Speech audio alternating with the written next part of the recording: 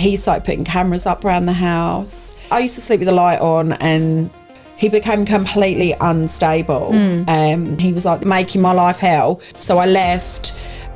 My sister, she had converted the garage. I was in there for a year, and the kids. Oh my goodness. I remember laying on the floor in the garage, crying. So I just was inconsolable. Welcome to the Cherrywood podcast. Join Simon and Rachel as they talk to guests from all walks of life.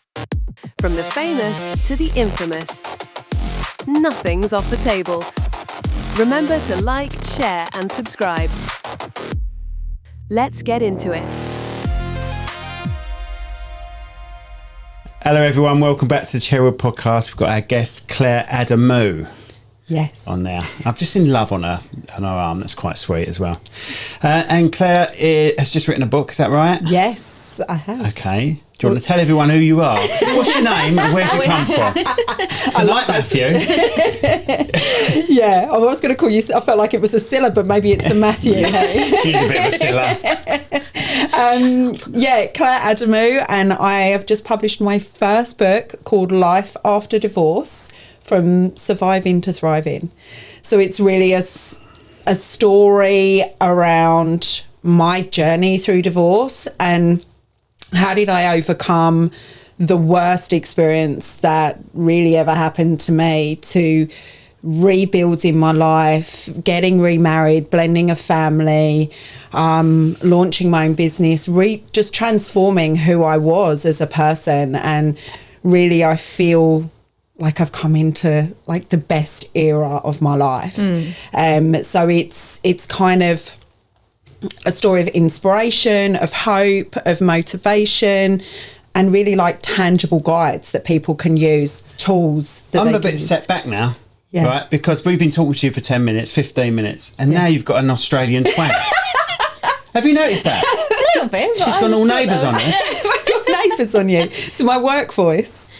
Are you Australian? No. Oh my goodness. No. Do you know what? My voice has an identity crisis. So my family are northern.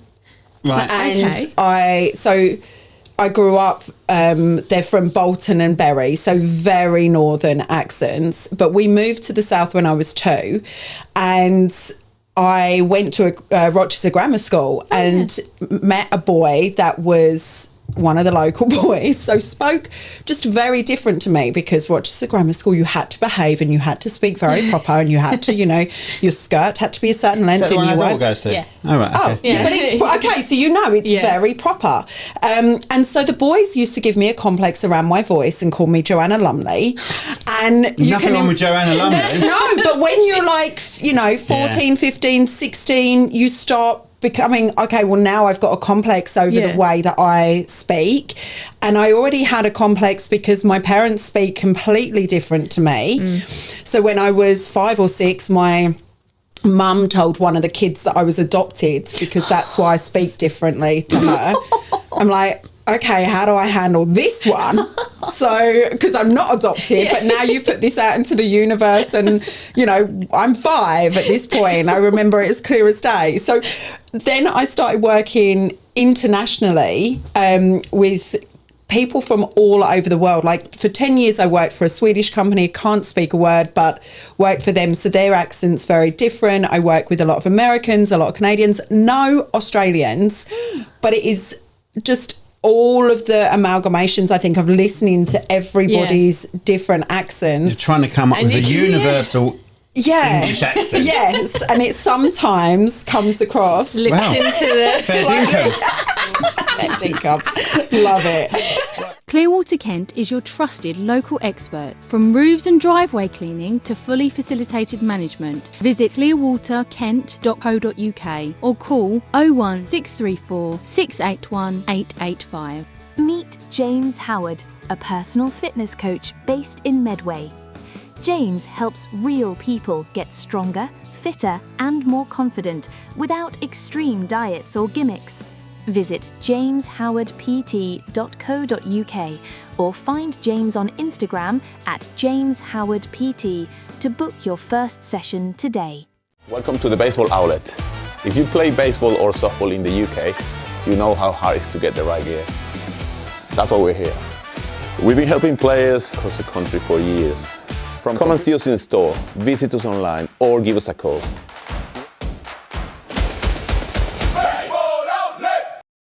Need stunning video or photography for your big day, or even your business? Cherrywood Production delivers award-winning results with a personal touch.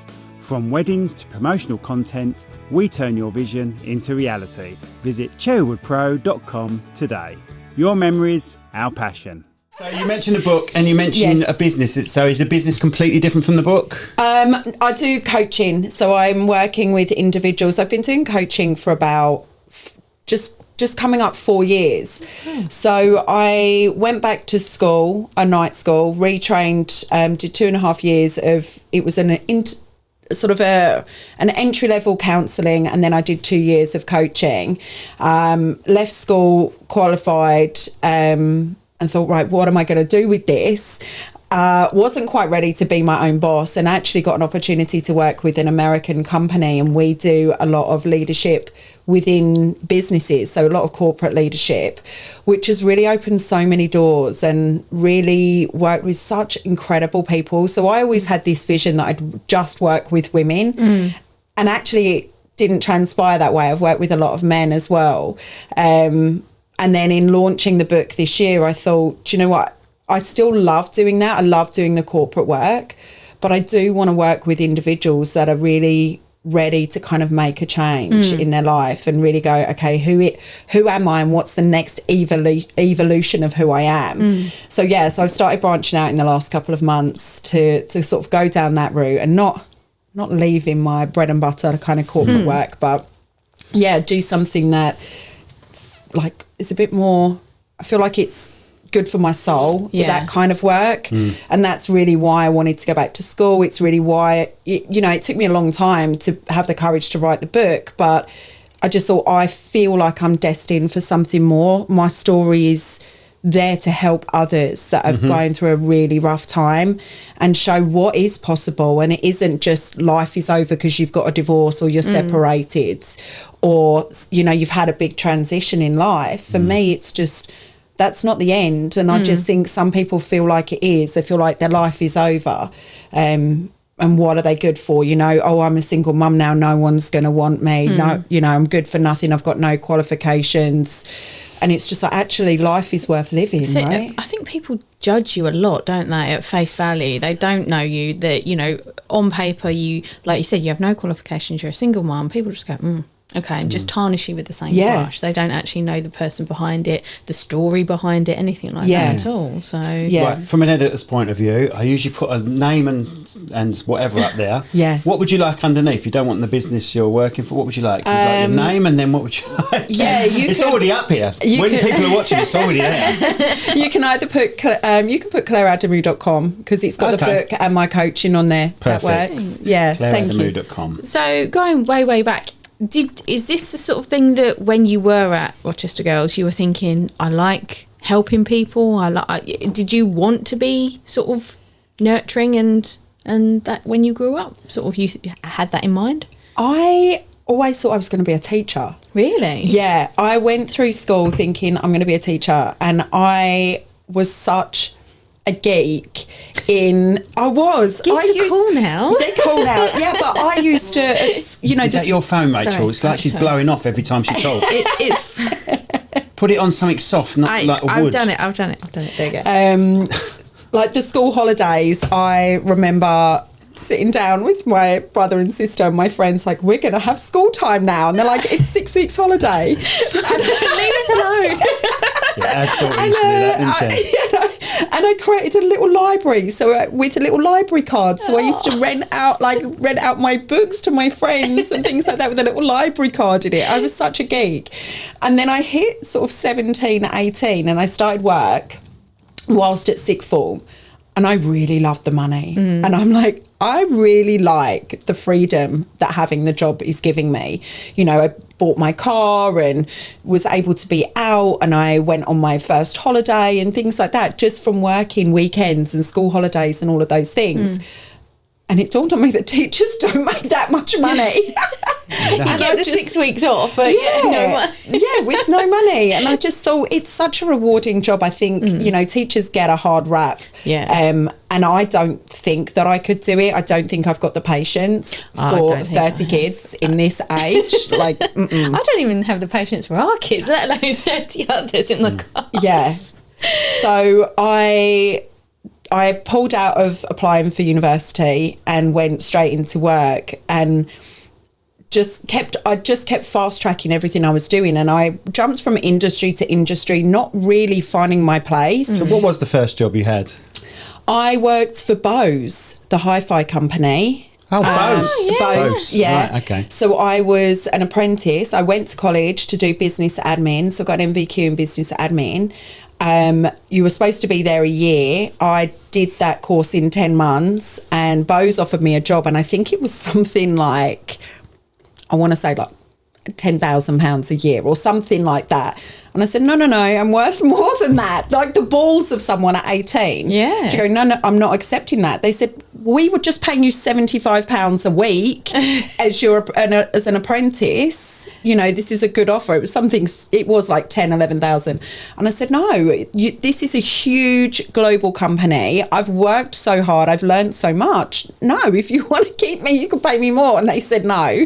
So I left. I went to a graphic design company. Nothing wrong with believing in yourself. Yeah, no, not at all. Yeah, and I always did have that belief, and it's not like an ego thing, but I gave everything when I'm working. I give everything, and I knew my value, and I knew the work that I delivered as well, and so that's where I kind of was quite good at going, I know if you bring somebody in on this role, it's probably a £14,000 to £16,000 role, and you're giving me, 4,000 or 5,000 less. Yeah. So that's how I knew and kind of judged it. And then I went to a graphic design company as their office manager, reception, I think it was. And I got involved in all the different departments and was just like, okay, what else can I do? Because I'd had my job done within about 3 hours. And so then I started trying to see what I could do for the design department, or there was like I can't remember what it was called, like a fulfillment or something, where they work with the warehouse and all of that kind of stuff. So I kind of maxed out again what I could do. They're like, Claire, we've got nothing else. I'm like, find me something. There has to be something. And they're like, we have nothing else to give you. You're doing everything that we possibly can give you. So I left. And then when I feel like I'm missing a job, but I think I went to the National Farmers Union. As you do, from in London, as one of the secretaries. And this was where I learned how really bad managers are, because I interviewed for one of the secretary, and they had like a pool of secretaries. So you worked for a certain number of people doing all of their, typing up their notes. It used to be that old, you dictate into dictaphone. A dictaphone, and then the secretaries type it up. It was very old school. Yeah. Get ChatGPT to listen to it now and do it for you. Exactly. And so the boss interviewed me, and then the lead secretary interviewed me, and she didn't want me. She wanted another girl. So I'm like, okay, that's fine. Then they needed a second one, and the boss said, I want to bring in Claire. And she said, I don't want to bring in Claire.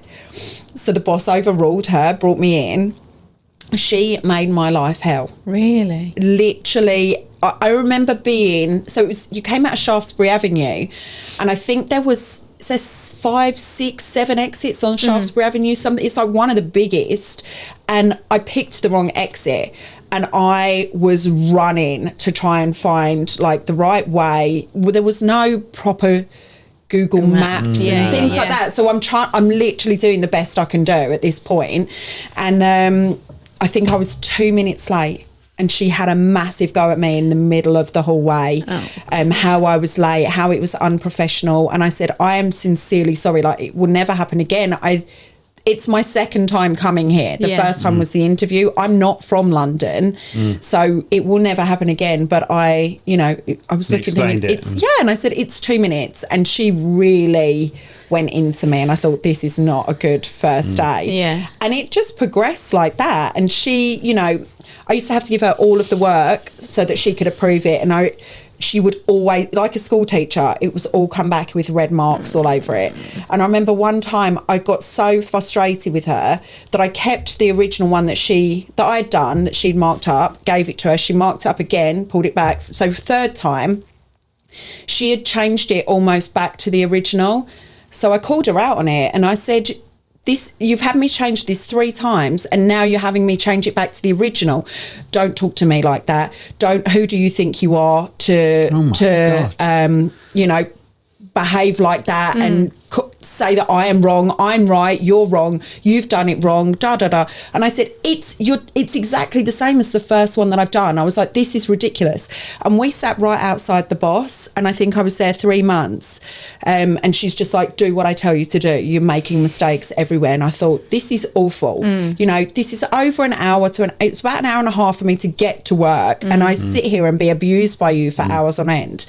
And the final straw was, I had a motorbike boyfriend, a boyfriend with a motorbike at the time. So it wasn't a motorbike that you fell in love with?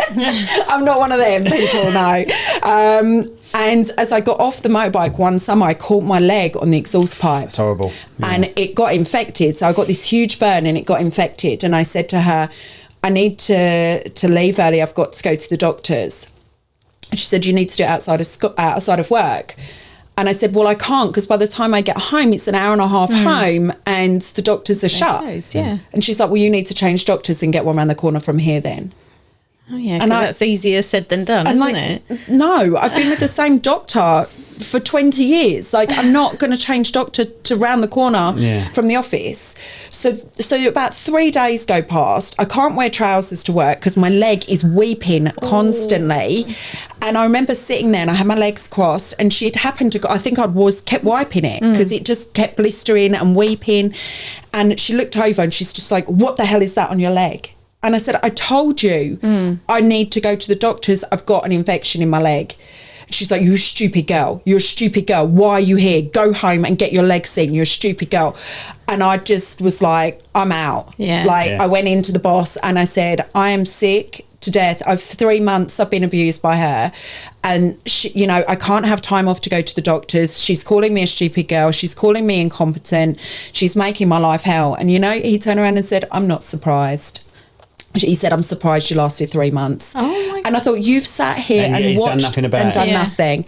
And I thought, that shows me exactly what not to be as a leader. Yeah. How never to behave. Who's in charge there? It's clearly her. The boss is sitting there going, oh, well, don't worry. It's just her. I hate it when people say, oh, you ever run into her since? No, never. But is she a lot older? She was not lots older, about 8 years. Right. Oh, that's not much at all. No. She'd probably see you as a threat or something. Maybe. But it's just, as a leader, you should want great people in your team and you should want people that want to do a good job. And I always was that person. So it was really, I just felt like I was a puppy that kept getting kicked and kept coming back like, I'm still here, So well, you just think you're going to win them over at some point. Yeah. I thought this will change, right? It will change. It will get better. She'll see my work. She'll go, actually, that's quite good. Then she'll like me. Yeah, but no. So I left. I had a boss like that though. Didn't like me from day one. Yeah. Until I just said, "Can we have a meeting?" And I called him out. I said, "You've got a problem with me. I've done nothing." Yeah. It's like the first thing I ever said to you is, "How's your wife?" Because I knew your wife was ill. Yeah. And then he was all right after that. He sort of backed up. Yeah. Once you confront some people, but obviously with yours it didn't work. But once you confront them, they're all right, Oh, I haven't had a boss like that. I've had colleagues like that think they're higher than you, and you're like, no, you're not. No. It's just sad, isn't it? It is. You just want to get on with them. Have a laugh. Have a laugh as well, because if you're having a laugh, then you'll work better. Yeah. Sad, isn't it? It is. And it's like, where does that come from with the colleagues? Is it a place of competition, a place of fear? Insecurity. And insecurity. And I just think you just got to look at everything like a learning rather than coming in constantly in this place of, like you say, fear and insecurity. Did she tap the mic then? She did, yeah. Did I? Yeah. Do you want me to? Stick a strike up for you. Number one. Strike one. No. Oh, no. I usually have headphones in and I can hear the tap. Oh, sorry. You know in cricket when they're not sure if it's out or not, and you can just, they put the audio up. LBW. They put the audio up. It wobbled, so I'm going to say she tapped. Okay, I'm watching that now. No, it's fine. Go on.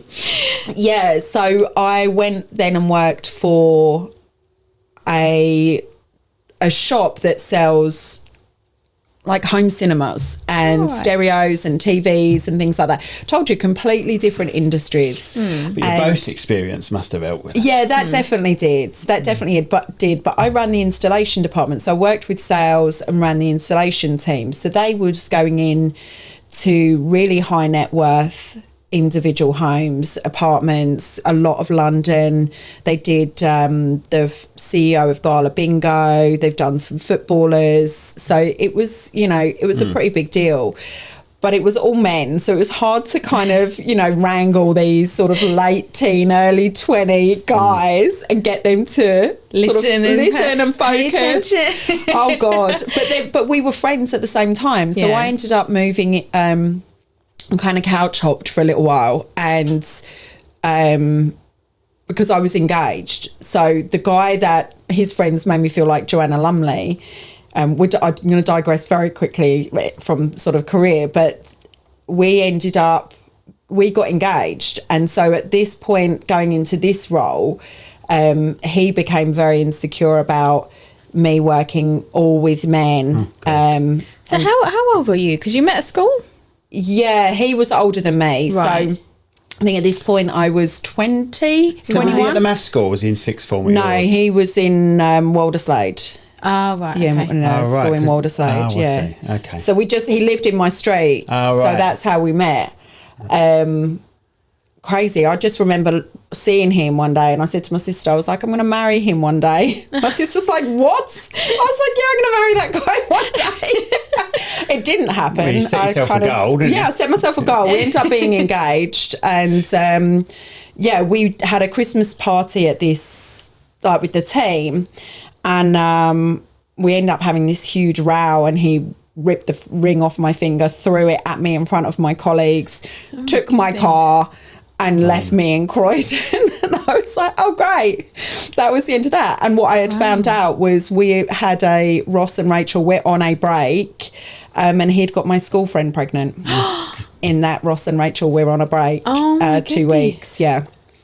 And so that happened to me. So then I left where I was living. I left my parents' house and couch hopped for a little bit with some friends like that I was working with and some girlfriends that I'd met before I just moved. We moved into like a flat in that town, a few of us.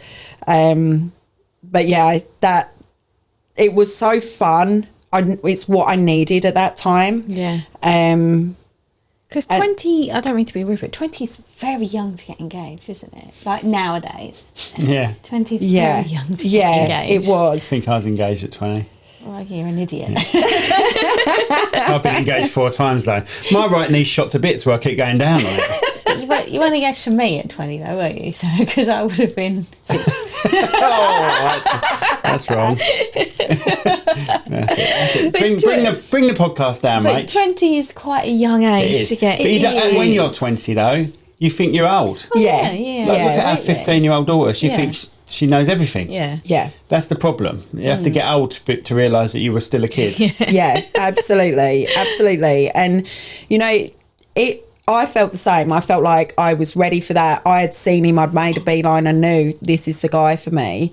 And actually now I think, well, one, I did dodge a bullet for sure. And I feel like my life wouldn't be where it is now if I hadn't have gone through that, because it really made me very hard. First of all, I was very like, it's just about me now. I don't care. No one's ever going to hurt me that way ever again. So it really did make me very hard as a person, but it also made me really driven. So I worked in this company for a year or two. The boss was a nightmare. He was, I don't know how old he was, mid-30s, 35, 38. Had 3 small kids at home, but used a lot of substances. Right. Did a lot of drinking. to the point that his wife would call me and ask where he is the next day because he hadn't been home. Oh my goodness. So I used to have to cover for him. I'm like, I don't get paid enough for this. Yeah. He called me once in the middle of the night to come and pick him up from a party and book him into an Airbnb. Can I bring him cash because he owes people money? And I did once, a couple of times I told him no. I'm like, this is ridiculous. Yeah. So I did once, but in checking him in, I felt like I was a hooker. That's what the people were looking at me made me feel. And I thought, I'm never again. Never again. Like, I've got out of bed to protect you and get you to safety, which is not part of my job when I am in my early 20s. This is not part of my job description. I shouldn't be doing this. So I was already then going, okay, I need to get out of here. This isn't a safe environment for me. It's not somewhere where I want to be. He'd left the store open. So he'd left £500,000 worth of stuff because he'd had a party in there and gone out wherever. And I came in the morning at like 6 and was unlocked. Just like, what are you doing? Yeah. And the final straw, he kissed me. So he took me out for an apology. I'm like, yeah, I'm going to let you take me for lunch and buy me a bottle of wine because I deserve it because of all this stuff that you are doing, that I'm just cleaning up your mess constantly. Like, you don't pay me enough for this. And I'm protecting everybody, protecting you even from the other business owners, from your wife. So we went out for lunch and I remember I came back and I was just on the phone to a client and as I put the phone down, I kind of went like that because I heard a noise and he kissed me straight away. And I'm like, what are you doing? I was like, have you lost your mind? Oh my God. Like, at no point had I ever given him any inkling whatsoever. Like, that was the first time him and I had just been out, and actually it was across the road from the store. And the guys come and go all the time. Like, never once had I given him any inclination there was any, and neither him nor to me either. So that's why I was completely blindsided. Wow. And I was like, I'm out. Yeah. I'm out. Like, who do you think you are? And he tried making my life hell for a couple of weeks. And I said, you best pipe down because I'm out of here in a couple of weeks. I'm getting another job. I will lay all your shit bare if you keep talking to me like that and making my life hell. You are the one in the wrong here. You've completely crossed every single line. I will leave when I want to leave, and that's it. And I left a couple of weeks later. Wow. It was wild, honestly. The things that I being a strong, confident woman, even at that age, that I just completely blindsided me, never saw coming. Wow. And I got a job in the gambling industry, and I've been in the gambling industry. This is my 20th year in the gambling industry. Completely changed my life. It's travelled the world, made incredible friends, and couldn't think. I mean, I coach now, but I coach in the industry, and I'm just starting to coach outside. But yeah, I've built a 20-year career in the gambling industry since that event happened. You're going to say who that's with, or you don't, you don't have to? No, I can. I'm working for a company. I actually work for two companies. So the American coaching company I work for is called Soroka. It's a female CEO. Her and I have known each other 15 years. She was in the gambling industry as sort of a reporter, but she was on the road a lot. And then when she had kids, she's just like, I can't travel as much as I do. So she left the industry. She trained as a coach and then came back. And I work for a company called American iGaming Solutions. So we do business development and investment brokerage.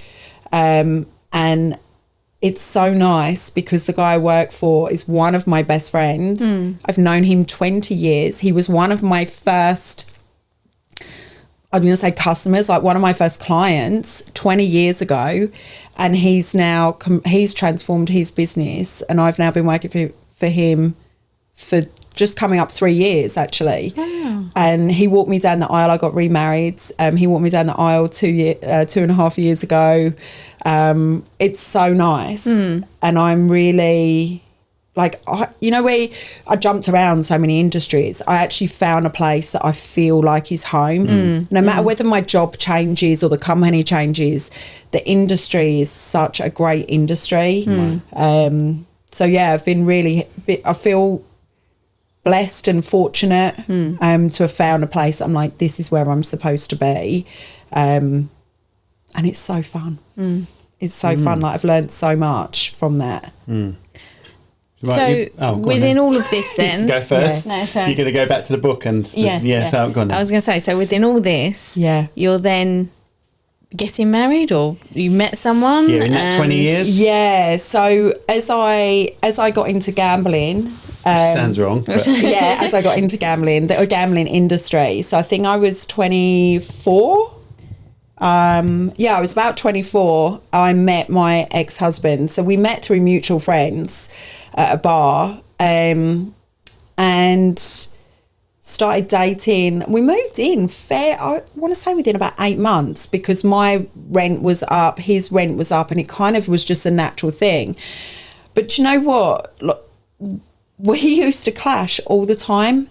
We used to bicker all the time. We would bicker about money, because at that time, where I just led this like crazy year or two, just thought, I don't care, I'm going to spend my money, I'm going to, buy a beautiful car, don't really have any value for money at this point. So I got into debt.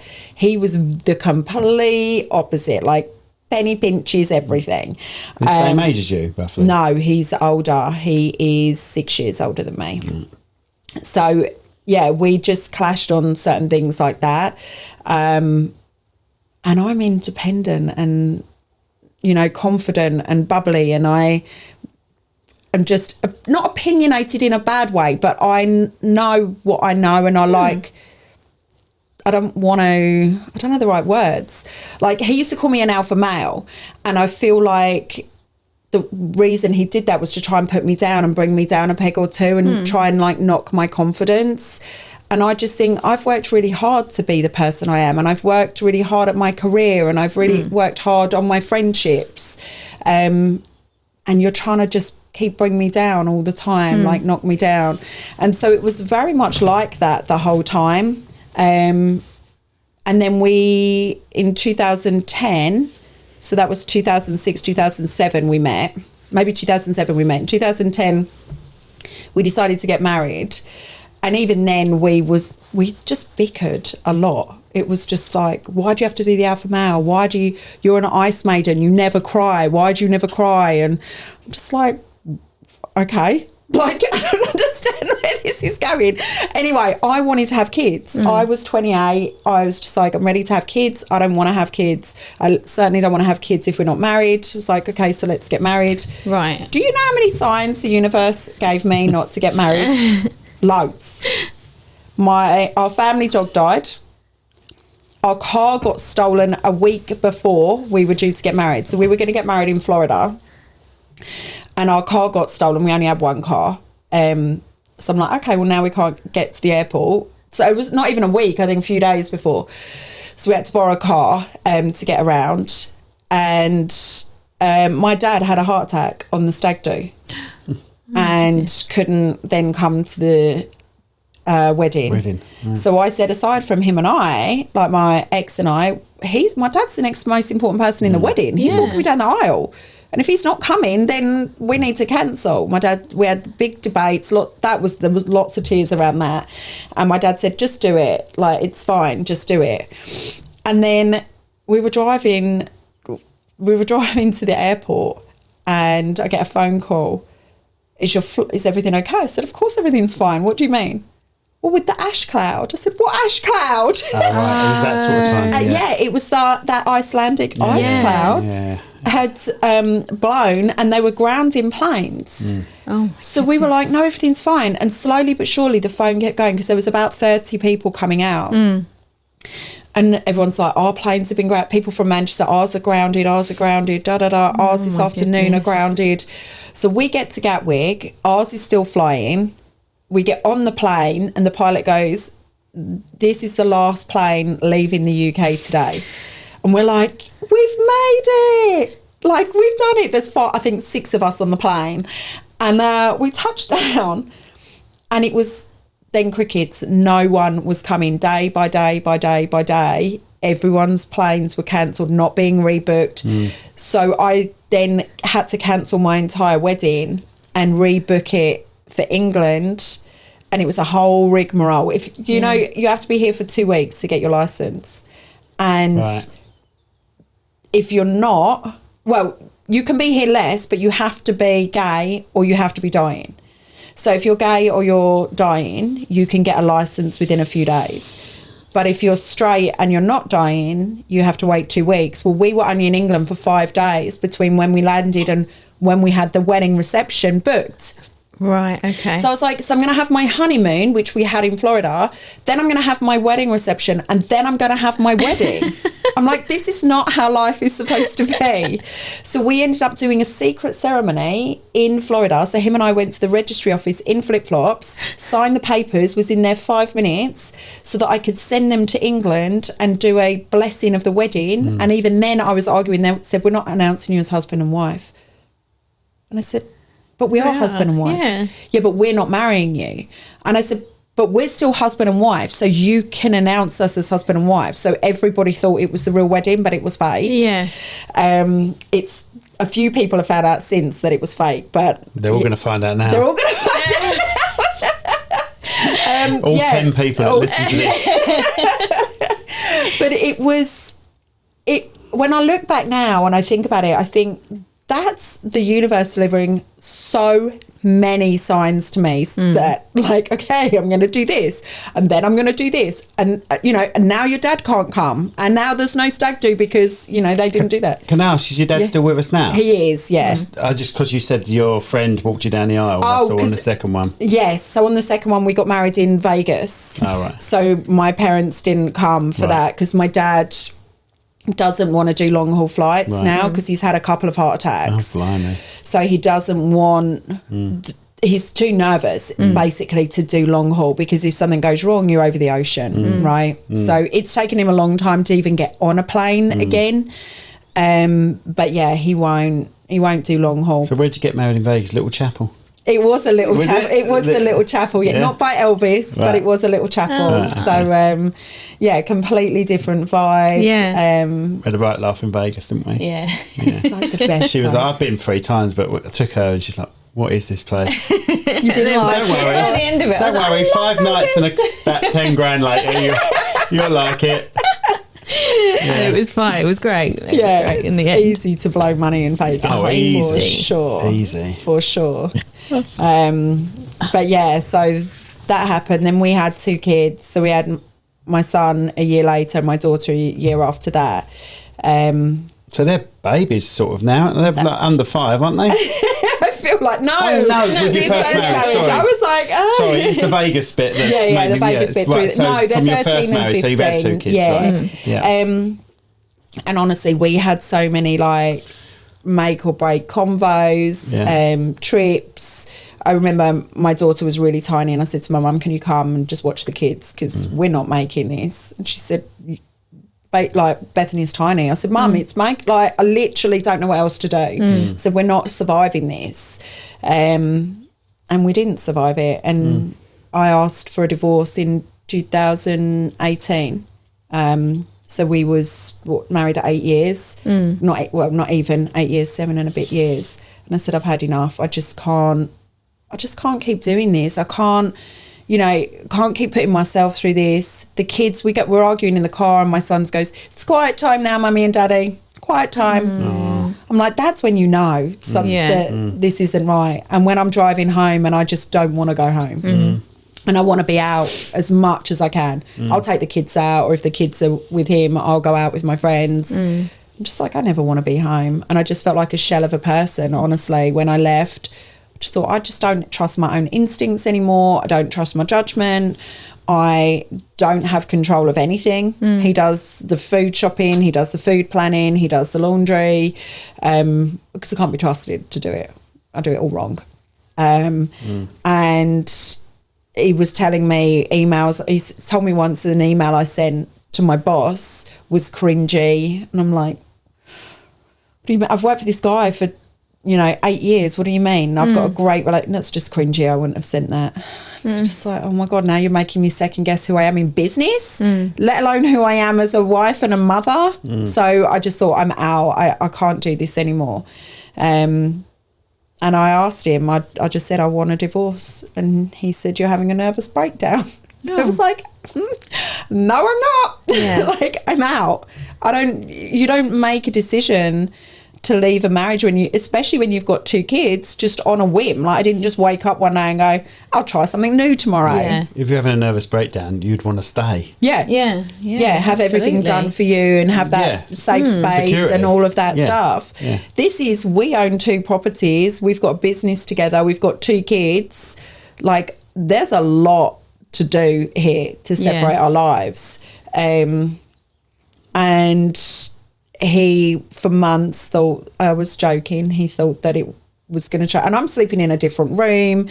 We're not eating together. I'm cooking for, like, me and the kids, or just me, because I'd cook for the kids. And then I'm like, this is weird. So then I'd just make myself a jacket potato or whatever. Did my own laundry. Was like, I'm not doing your laundry. Really making him aware that we are not together. We didn't do anything together. We had to the first month, because it was my sister's wedding and his cousin's wedding and our son's birthday. So for the first month, it's kind of just acting. Like pushing through it. But after that, I remember our wedding anniversary was May, and his parents sent us an anniversary card. I was like, why are they sending an anniversary card? I asked you for a divorce in January, or beginning of February, I think it was, first week of Feb. And I was like, this is weird. Well, because it's not true, is it? So he's in complete denial. Complete denial, yeah. Wow. Complete denial. And then I started dating that summer my now husband, and he saw us on a date in October, and that was it. That my life became hell. And bearing in mind, I told him 9 months before. He started putting cameras up around the house. He started telling, you need to ask me if you want to go out. Locked the kids' clothes in his bedroom so I couldn't access those. I used to sleep with the light on and in my clothes, because I just never knew if he's going to walk in the bedroom and stuff like that. Like, he became completely unstable. So I used to go out as much as I can. Like, if the kids are in bed, I'm out. I'm not staying in the house. I don't want to be here. I feel unsafe. I'm sleeping on it was for months a mattress on the floor, because we were renovating the house. So for months it was a mattress on the floor until I finally got a bed frame and was like, I can't sleep. You keep sleeping on a mattress on the floor. This is ridiculous. So I'm trying to renovate the house. He put all the renovations on hold because he didn't want to sell it, and he wanted to prolong everything. And after the police came to the house, the woman said, you need to leave. And I was... Why did they come to the house? I called the police because where he'd locked all of the stuff, the kids' stuff in his room, I couldn't get them dressed for school. So I was like, kids, just come hang out in mummy's room. You're not going to school today. So he grabbed hold of my daughter and yanked her up the stairs. And she was 5, I think, at the time. And he dragged her up the stairs, and she's screaming and crying. And I said, you better let her go right now, or I'm going to call the police. And he was like, you call the police then. I'm going to call the police because you're doing this and you're doing that. So we're both on the phone having this standoff in his bedroom. She's screaming and crying. And so, the police turned up, sent him away for 24 hours and said to me that... Yours? Is that an alarm? I don't know. Someone's calling me. This all stays in. Answer it. We're talking to her. Hello, you're live on the Cherrywood podcast. Yeah, but I'm like, it's on Do Not Disturb and it's not coming through on my watch. So I don't know who that is. I'm going to give it one more. There we go. Sorry about that. That's all right. It's back again. Okay. Go on, go and get it. Yeah. We're back, everyone. I had a wee, just thought I'd let you know. And Claire had to answer the phone for her daughter. Wants money, as all kids Wants do. money. I can't remember where we were left off. Can you? We were talking about the police, weren't we? Oh, yeah, the police. Yeah. So the police did ask him to leave so that I could pack some stuff. And I remember the police saying to me, it's really an unsafe environment for you to stay here. Like, he clearly is being completely irrational. You know, the fact there's cameras up and all of these things, we really advise for you to leave. And I said, but where? I've got nowhere to go. I said, you know, my sister, the only place I could go is my sister's. I said, she's got a 3-bed semi. She's already got 2 teenage kids. I was just like, his parents have got a 4-bedroom house. He could go there. Yeah, but he's not leaving though, is he? So we recommend that you leave. I remember calling my parents and my mum's like, do not leave, do not leave. And I said, Mum, you don't understand how bad this is. I said, you don't understand how I feel every single day. Like, he started walking around with a body cam on him to record me and record the interactions and all of this stuff. And I just said, Mum, I'm not safe in this house. I'm sleeping in my clothes with the light on and, you know, the telly on and all these things, because I have no idea if he's going to walk in. I have no idea of how irrational he's going to be. I said, I just need to get out. My sister said, just come for a couple of weeks, let the dust settle and figure out what's going to happen next. Well, that 2 weeks lasted a year. Wow. A year. And she had converted the garage. So, well, my dad had years prior because he worked from home. So all it was just a wall and, you know, a carpet, and that was it. There's no toilet. There's no access from the house. So you go out through the back door and then in through the garage, right? And you was in there? I was in there for a year. It was should have said you could have this place. Well, this is about the same size that I lived for a year with the kids. And the kids. Yeah. And the kids. And the kids. Oh, my goodness. So we had a very toxic couple of months trying to figure out what we were doing with the kids. We had a stalemate over Christmas because neither of us believed we would hand the kids over at Christmas. So it was, really rocking. I felt like lawyers were just taking my money and not really helping. And then we went to mediation, and I felt like the lady in mediation just heard him and didn't hear me. And I felt like she was incredibly biased, even though mediation is supposed to be neutral and, you know, intermediary. It was just awful. And so I burnt through a good few grand with lawyers. In the end, I was just like, you're terrible. Like, this is terrible. You're doing nothing to help me at all. And all you're doing is just taking more and more and more of my money. And I remember getting a letter. I can't remember what happened. I got a letter, or I got summoned to court, and I just didn't know what to do. And I ended up finding a barrister, a London barrister, and I called him just hysterically crying. And it was like, he's like, it's okay, Claire, calm down, let's talk about this. And he represented me for about nearly a year, I think, and was the most understanding and kind man ever. I mean, I know that I'm paying him, right? But it was more than that. Like, I paid per court case. So I knew exactly what my fees were. It wasn't, you know, I could text him and go, I've got another letter. He's like, scan it, send it to me, we're done. Don't even worry about it.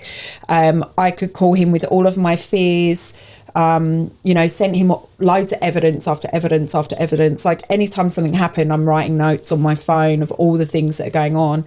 And he really took a lot of that fear away around court. But it took, from when I asked him for a divorce to I think when we got divorced, was nearly 2 years. Wow. I lived in my sister's garage for a year of that. So the kids had bunk beds and I had a futon. And we had one wardrobe between three of us and one set of drawers. And most of my stuff was in storage. And then when we finally got to divide the assets, it was so nitpicky. You know, you can have 4 forks because we have 8. You can have 5 knives because we've got 10. And it's just like, give me strength. And we had these little like lion statues in the garden. You can have one of the lion statues and I'll have the big statue and you can have the bird bath. And I was like, what on, you know, like, you're literally nitpicking over everything. And he dismantled the trampoline, but then any single thing that I got, he then went and rebought the exact same thing. So it was, you fought over all of these things, and then you literally went and replaced. The kids said to me he replaced everything like for like everything. How weird. Yeah, and then when I went to pick up, Why didn't he just give you the money equivalent? No, he wouldn't. So the house was devalued because all the works got put on hold. So the house was undervalued by about 200 grand to what we had agreed, because we had it valued when we were doing the work. And it said, when it's done, this is the valuation. And he was like, this is amazing. But of course, the offer that got accepted through courts was 200 grand less, because he has to pay me 100 grand because he was buying me out. Right. So of course he gives me 100 grand less, because that's what the valuation that he's managed to push through the court. But when I went to collect all the stuff, he had emptied the entire house of everything. And when I mean everything, he emptied the fridge, the freezer, the garage, the loft, taken all the pictures off the walls. Anything that was not nailed down in that house was taken out. So What did he do with it? I think he hired a truck and put it in a truck and drove the truck away. And then, because his bedroom was locked, so I was like, we were debating getting a crowbar and going in there and going, okay, well, what's he got in there? But he had a cleaner cleaning there with her kids, which was basically his friend's wife at the house, because he wasn't allowed to be there and his family weren't allowed to be there. But he put cameras up everywhere, because I got an email saying, get your boyfriend away from that ladder, or get your that guy out of my house and stuff like that. So I'd get an email, because he's watching on the cameras what we're doing around the house and around the garden. They weren't there when I fully lived there. There was a couple, because he put them up during the divorce, but he put more up to watch us moving around the house. Wow. But you know what he took? All the baby stuff. All the baby stuff. No, I've got no baby pictures, no first drawings, no baby clothes, no baby toys. The red book you get, books where you write their first word and their hi and all of that. He's got all of it, kept it all. So I've none of that. So he still lives in that property now? Yeah. Wow. Yeah. Does he see the kids? We have 50-50 custody of the kids. And I've been criticised for that, actually, and it not by him but by others. And why did you not fight hard enough for your kids? Why are you such a bad mum that you don't want to spend more time with your kids? It's ridiculous. Yeah. Is he a good dad? He's got flaws. We all have flaws. There's certain things that I don't like, because he's very much like dictator style. Yeah. But I do know that he loves the kids and he doesn't mistreat them. It's just, I think, as he's especially There's a conflict of parenting, maybe. there is definitely, Which there is when you're together. Yeah, always. Oh, always. We're very different. 50-50 it is. That's what it should be. Yeah. I think every child needs a male father figure in their life. And they need to experience different personalities as well. Because parents do different jobs, right? Yeah. Mums, I don't mean to be rude, but mums are good at mum things. Dads are good at dad things. Mums can't offer the support and the nourishment that a father brings to the kids' lives. And a dad can't do that in a feminine role. Yeah. Dad can't bring the mum's things, and he can't, and you can't bring the dad things. As much as you try, you need the other sex in your life as well. Yeah. So it's a hard one, but you wouldn't criticise anyone for doing that. Well, I know, but that's what I have faced that, and it's hurtful, because I fell out of love with him and I don't want to be with him. That wasn't the kids' decision, right? I'm punishing the kids over what? My ego? My ego says that you shouldn't have custody of your kids. That's a me issue if I'm doing that. That's not a kids issue. And I agree with you, and I think that it was really important up until the point that the kids decide, hey, I want to spend more. Might be that my son goes, I want to spend an extra bit of time with dads because I really need that. My daughter goes, Mummy, I want to be with you a bit more. And we're facing that with my daughter a little bit now. She wants to be at my house more, and he, of course, is digging in and saying, no, it's because Mummy's too lenient on you. And she's like, it's not that. She just, there's a lot going on with her. She's 13. She's, just really she's changing, and I think she's struggling at school, and she's just like, I just want to be with Mum more. And I've not asked him up until just recently, and he has ignored me, but I just said I don't want to go to court. She is 13, she'll be 14 in the summer. It's not about me taking her away from you, but it's about finding what is working for her. And right now, this 50-50 isn't working for her. So I want you to think about how to navigate this. She shouldn't have to go to court for that because she's old enough. I think it's over 8, I think, from my experience. Over 8, they get listened to for what they want. God, that is such bad... they get recognised in court. Yeah, such limited vocabulary in that sentence, sorry. But yeah, I think when they're roughly 8, they, if that's what they want to do, that's what they want to do. Yeah. And for the fact that she's 13, there's really no point in going to court over it. Well, we went to court over everything, like everything. Who takes them to the dentist, who takes them to the opticians, who takes them to the swimming, who pays for things. Like, we fought over every single tiny, minute detail. What time of day you're allowed to talk to them, how often you're allowed to talk to them. Like, let me tell you, every minute thing you could think of was in that court order. And that's what I'm trying to avoid. You think that you shouldn't go back to court to talk about these things, but you're also dealing with somebody that is somewhat narcissistic, never thinks he's wrong, always thinks he's in the right, which was part of our issue. I'm older than you, I'm right, you're wrong, and yeah, it's his ego, which is what cost us 5 figures each in fighting in the divorce and got us where we are now. So it's still no better between you two? It's got a bit better, manageable.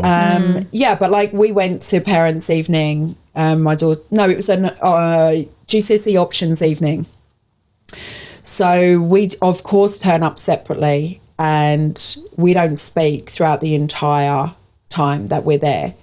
So he'll ask a question to the teacher, I'll ask a question, but it's very much like, you're sitting or standing like that. He doesn't acknowledge me in the room even. And it's just, it's still toxic. It's still an awful place to be. And I feel bad for the kids because I always say, like, he wants to co-parent, but co-parent with someone that he wishes was dead. So it's like, how can you co-parent with somebody like that? Do you think both of your behaviours has affected the kids in some way?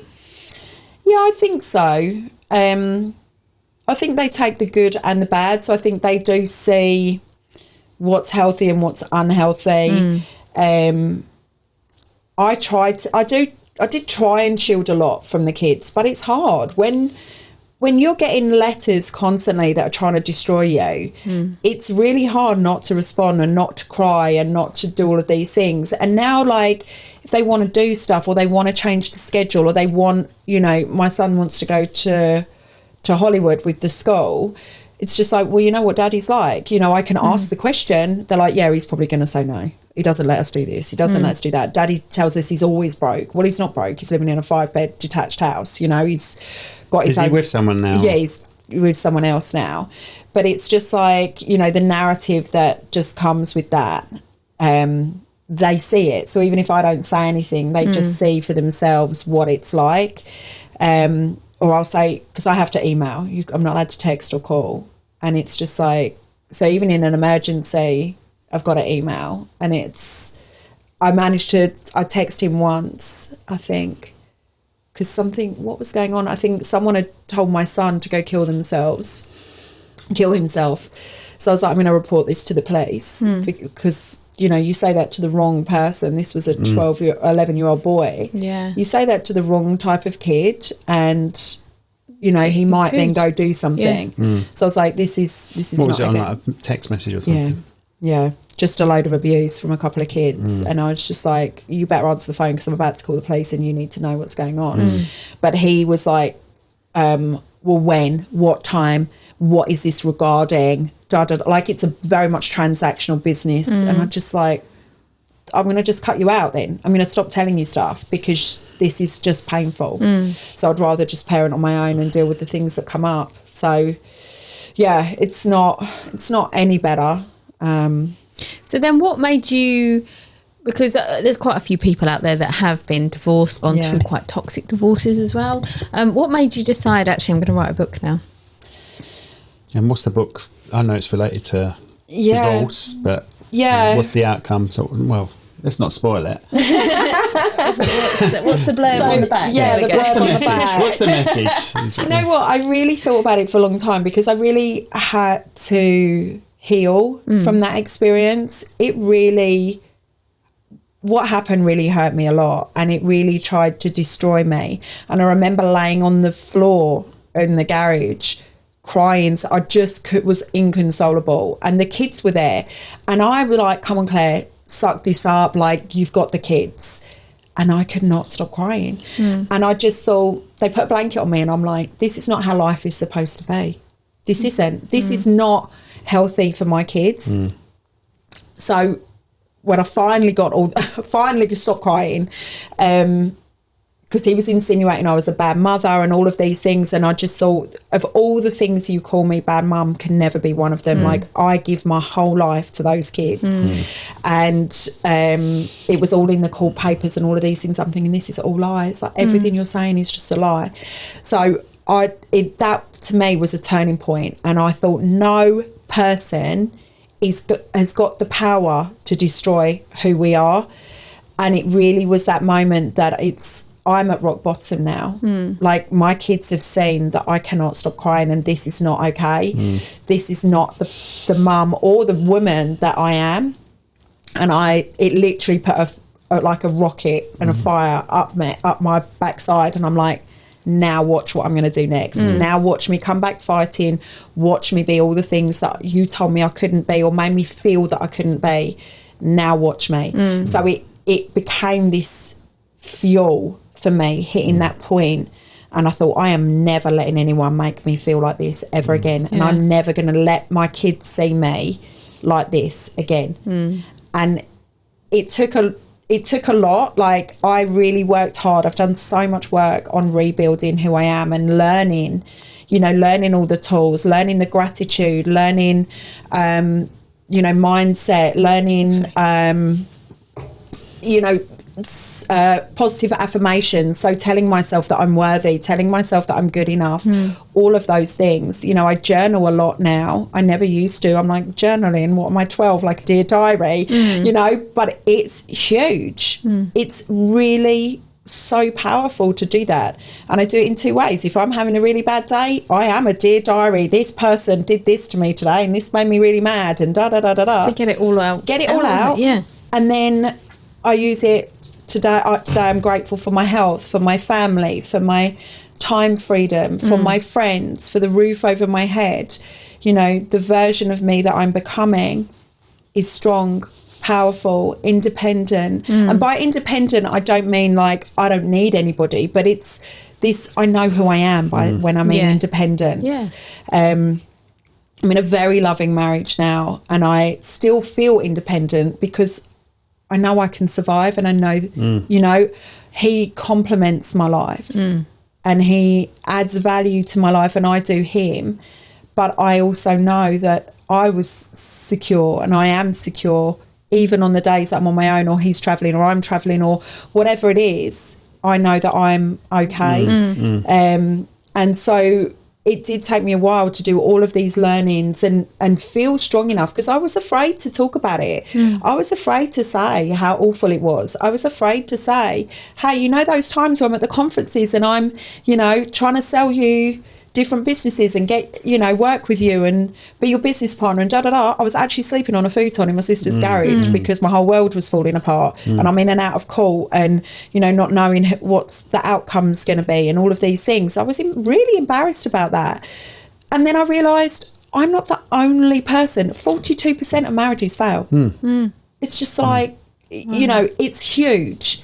And I think if I cannot share my story, who am I to be a coach and a speaker and try and help guide others to be powerful and confident and self-assured and be grateful for their life if I can't talk about the worst time of my life and how I, all the nitty-gritty gross stuff, and actually how did I rebuild from that. What tools did I use?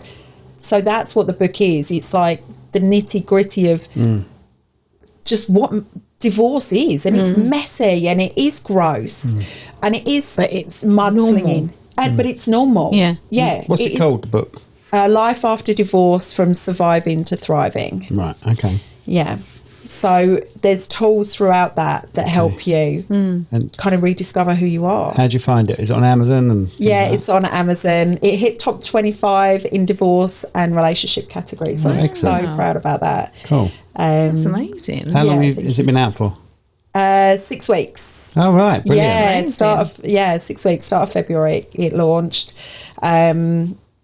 And it was picked up by the Sun newspaper and Manchester Evening News. So, really, I sort of blown away. I didn't know how it was going to be. I was so scared to be so vulnerable in the world. And I thought, no, I'm just going to go for it, because really the only person whose opinion matters is mine and my kids and my family, to a certain extent, my husband and his kids. I don't want to do anything that hurts the family. It's weird, isn't it? You sort of crave people's approval, and you can have 1,000 people approving it and one not. Yeah. And that would be the one that you're focusing on. Yeah. Doesn't matter. Yeah, I know. But you have to somewhat be okay with that. You have to, because 100%. Yeah, I've sent the book to women's refuges now, and I'm hoping in May to go and speak at one in Luton. They're kind of a halfway house with women that are overcoming abuse and things like that, and they're trying to rebuild. And the lady that runs that wants me to come and speak there, which is such an honour to do that and just help sort of show people that there is light at the end of the tunnel, no matter what place you're in. It is possible to rebuild and have hope that, your life can turn around and be all the things you hoped it would be. And does it feel like a distant memory to you now, being in that room, or is it still quite raw? When I was writing it was quite hard, because it was like bringing stuff back up, and I'm like, oh God, I forgot about that. And my sisters read bits of it, and some of my friends, when I didn't realise it was that bad, they were like, I knew it was bad, but I didn't know it was that bad. And I'm like, yeah, because you just try and hide, you don't want people to see that ugly parts of your life. Yeah, of course. Everything's fine, everything's rosy. Yeah, we're getting divorced, but it's okay, we can handle it, it's fine. Yeah. Everything is fine, everything's fine. Yeah, it's always fine. No, it's fine until it's not fine. Yeah, of course. Was there a certain point that you thought, I've accepted this now in your life? Is there a turning point that you thought, actually, I'm not letting this control me anymore, I'm going to control it? It's quite easy to jump back on the old track, isn't it? It makes sense. You go back into that frame of mind of what it was like. Yeah. And then you start getting yourself down. And you're like, I'm not even there now. Yeah. It's quite easy to sort of I think reminisce in a bad way. Yeah, for sure. Yeah. But I think it took, 6 years since I asked him for a divorce to start thinking about writing it. And it's because I'd done so much work on myself. And I really, I used to catch myself with my new husband. I used to catch myself talking to him in a way that my ex used to talk to me. And I'm like, oh my God, like, I'm so sorry that I just, did that. And he's like, what did you do? And I'm like, I realised the way, like my tone, or I was nitpicking at something that wasn't even there. Yeah. But that's learned behaviour.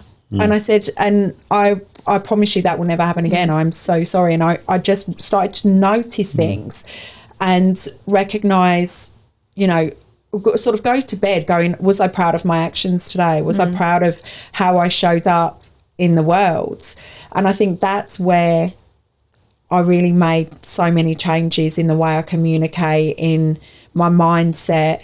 And it really, even though I had to relive it to write the book and publish the book, it didn't affect me like I thought it would. It didn't send me into a spiral.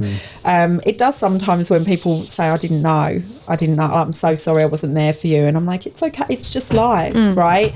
But it happened to me. It doesn't define who I am now. And that's, I think, the big distinction. Has your ex read the book, or did you know anything about it? I have no idea.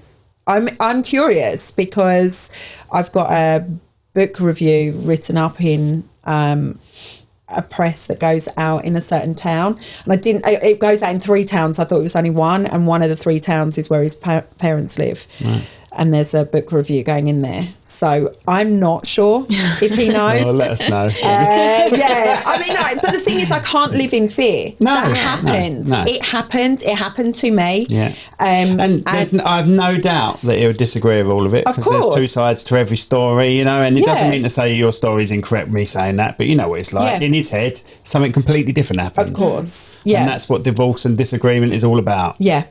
Something completely different happening, you know. He's not going to read it and go, oh, fair cop. Yeah, no, for sure. She was right in all of this. Yeah. But I can't keep playing small and keep living in fear of what he thinks or his family think. Like, that situation happened and it's changed the trajectory of my life, and now I'm using that to hopefully help others and change the trajectory of theirs. And so I can't play small for fear. You know, I kept all of my socials private and all of those things, and I just think I've opened them up now because I need to be proud of who I am, and I need to use the platforms that we all have to help others as well. So you think about doing another book?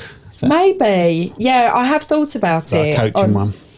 Yeah, I mean, there's coaching techniques in that one, but for me, I'm thinking more of like overcoming, not trauma, because I'm not a counsellor, but around the weight of people's words and the trauma that it can cause, and the way, you know, the psychological deprivation. Yeah, I think that's the word that I'm looking for. In someone's own mind. Yeah. When you can just say stupid girl and it means nothing to them, but to you could take that to heart. But you think it means nothing to you as well, and then you realise actually it means a lot to you. It does mean a lot. Yeah.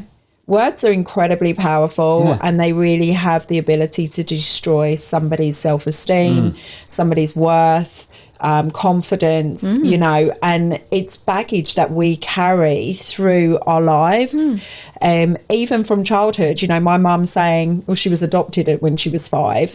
I actually do believe that one that changed sort of my voice and made me insecure about the way that I speak from such a young age. And I don't think my mum, she probably wouldn't even remember if I told her that I still think about that nearly 40 years later, you know. But it's all of the other impacts that things have on us that we carry through with us every day. And so it defines who we are as adults. It's showing up for work and the impact, you know, our colleagues have on us, and the way they make us feel by their terminology and stuff like that, or that terrible boss calling me a stupid girl, and they all weigh down on us, and we carry it. I always say we carry it like a backpack with us. And you try and adapt around it. Yeah. Just like you say, like the speaking and stuff, you know, that's easily done, isn't it? Yeah.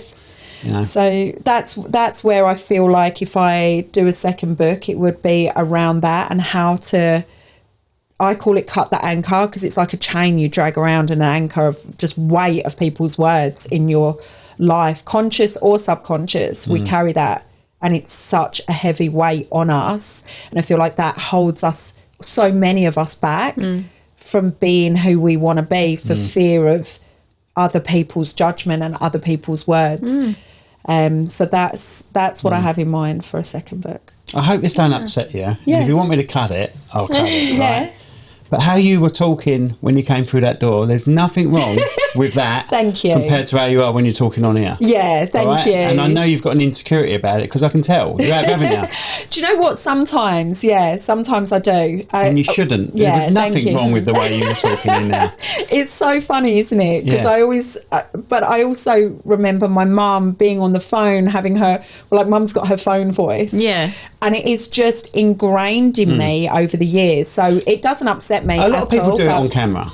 A lot of people change on camera. But that just got at the start of the podcast. It's like, she's gone Australian. She was from Kent in there.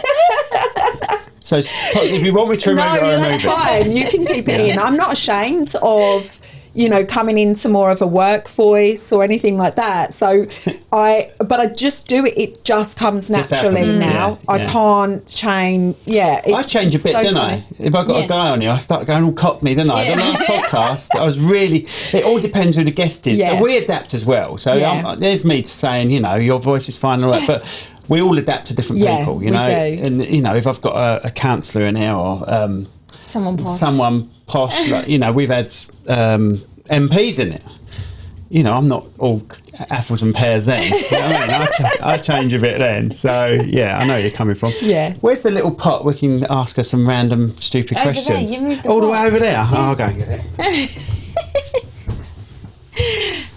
Did you see Chloe's? I didn't manage to watch it. I didn't know. She didn't tell me it was out. I literally saw it this morning and I thought, I don't have enough time to watch it. That's all right. Well, I've just had a strike. I've just did time. Right, so these are the most random questions you can think of. They're really random. So pick a few and then it's just you answering. Oh my whatever they goodness. Okay. Shall I pick them one at a time? If you want to.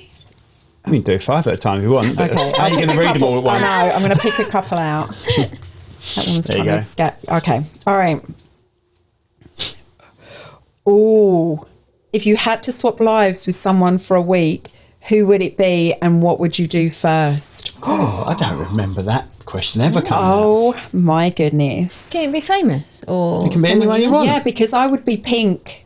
Oh, do you love Pink? I love Pink so much. I think she's so talented and she's so secure in who she is as a woman, as a wife, as a mother, and the way that she inspires not only her kids but the younger generation to really be their authentic self, no matter how you look, how you feel, your sexual orientation, your gender. I absolutely love that she is just authentically herself to allow others to be that Do you know way. what? She's one celebrity that you don't really hear any negative comments about. No. She's never... Everyone's happy with Pink, isn't they? They are though, aren't they? Yeah. Yeah, I've got a lot of time for her. Yeah. amazing. Actually, the singer in my band used to be a Pink Tribute. Yeah. Stop. One of my favourite people. I've got a random story for you if we have time, but I know a Pink tribute and she is awesome. Actually, she's from Gravesend. Oh, right, okay. Yeah, she's called Pinkish, but she is so good. Pinkish. Yeah. I think I've heard of that, actually. I've heard of that. She just did a She's show. been I think I've seen her advertised somewhere and it's... I was Pinkish, like, yeah. Pinkish. that's Yeah, so funny. she's so good. She's so good. But I wouldn't swing round stadiums on the things On like the- that I'd never because I'm afraid of heights. That would be the only thing. But everything else, I You've seen her absolutely in concert, have you? Yeah, we saw her in You've seen her Vegas. one, didn't you? When Yeah. she swang around? Yeah, I saw her in a she was famous, but it was very early on in her career. I think I must have been about 18, 19. Right. And it was she was in a leopard skin, it was an animals tour or something like that, or jungle tour. So it was very early on, but she was amazing. Yeah. She can literally perform, owns yeah. the stage completely, 100%. Yeah. Right, what's she's next? What amazing. we got? All right, so if you could have dinner with one person, living or dead, who would it be? It'd be boring if they were dead, wouldn't it? Dinner What would you do? Sitting there? person. And you can't pink, and you can't Would they start pick to smell if pink. they've been dead for a Yeah, while? can't pick Pink. Damn it. Do you know what? I would pick somebody, I think maybe like the Obamas, because I don't know anything about politics, but I think they would have so many stories to share and so many... I don't want everything to be like, inspirational, but just I feel like I could learn so much from them. And I think from what I've seen about Michelle, she's quite funny as well. Yeah. Quite a level-headed couple, aren't they? So they would bring in a bit of the humour, a bit of the jokey, Oh, that was She's weird. getting emotional over it. For people just listening, she's breaking up all over the Obamas. Really The strange. Obamas. Yeah, because I think I could learn so much, but I do think that I would never have an opportunity to meet anybody like that. Yeah. So I would pick them. Who would you pick then? If you had to have dinner with someone. My dad. Oh, that's cute. I don't know. Is that 2 out of 2 podcasts you're going to cry on? Yeah. Oh, I don't know who I would have. I don't know. I'd have to really consider it and sort of like note down, I think I'd have that for that person, but then I wouldn't want that. And I'd have to really think about mine. I'm not going to give you an answer either. Okay. Do you want me to do one more? Yeah, do one more. See, you're dying to. I know. I like this. I might start doing this at dinner parties and stuff with friends. They'll be missing next time we do that. She's had them all away. If you could instantly master one skill, what would it be? Well, didn't we have that one last time? If you could instantly master one skill. Oh, I don't know. I've always said language. Learn a language instantly. That's a Lip read, that'd be a cool one. Well, I feel like I'm fairly good at lip reading. Why, you partially deaf? If there's too much ambient noise, I really struggle. Yeah. So, I'm a nightmare. and also because I'm nosy, so I want to know what people are saying. So I'm exactly. I just can't hear a conversation if there's a room full of people. Yeah, If I'm standing next to him and there's noise or a band or music or anything else, I'm sitting there and I'll be talking to him and he'll be going, what? And I'll say, just concentrate on me for a second. I can't do it. Listen. And then I had a hearing test and my hearing's perfect. And I told the person, she said, do you play an instrument? I said, I play bass. She went, there you go then. That's what it is. Because you're picking out. I don't know. Because my hearing's fine in all ranges. So how does that make sense? Weird, isn't it? Yeah. I don't know. I think I would definitely learn a language instantly. I actually really like that. I think that's can I steal that one? Yes. And what language would it be though? Australian, obviously. Australian, yeah. It's got to be completely like Chinese or something that's really Well, that hard. mandolin, in it? Mandarin. Mandolin Mandolin is. is learn that as well. Oh my god, I've got to keep that in, ain't I?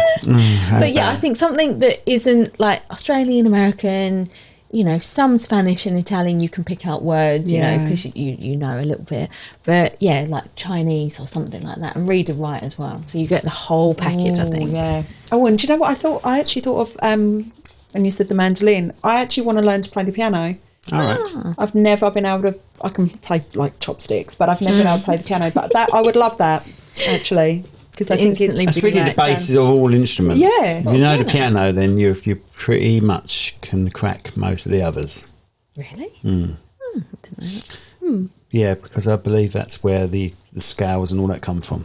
And so the sheet music is designed for piano originally. I think I might have that completely wrong, and then someone's going to abuse me on it. But thank you for the algorithm.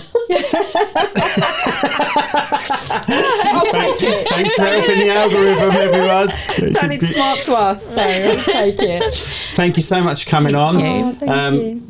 Tell everyone that's not listening what's written up there. Nothing. I'm Claire Adamou, and you can find me at claireadamou.com or on Amazon for my book. And the book is again? Life After Divorce, From Surviving to Thriving. Perfect. Thank you very much for coming on, and we'll see you all again soon. Bye-bye. Take care of yourself and each other.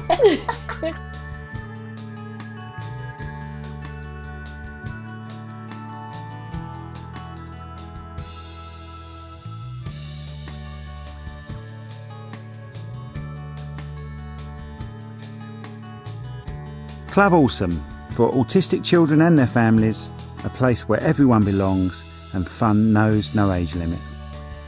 Put your business in front of 30,000 new customers with the Hindsight Directory. This A5 full-colour magazine is delivered by Royal Mail to Maidstone, Gravesend, Medway and Bromley, with more areas to come. Visit hindsightdirectory.co.uk. Connect by Tech, business communication experts. Based in Kent, they can reach the entire UK.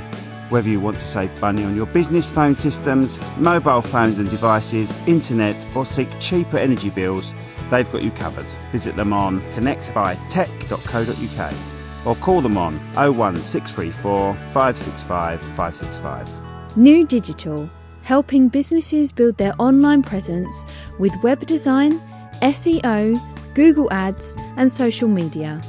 Get 10% off when you quote Cherrywood today.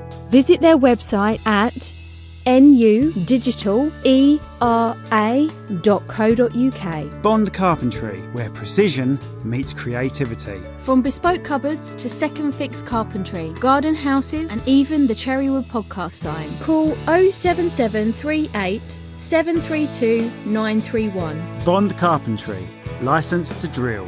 This podcast has been brought to you by Snugdubs Camper Van Hire at snugdubs.co.uk.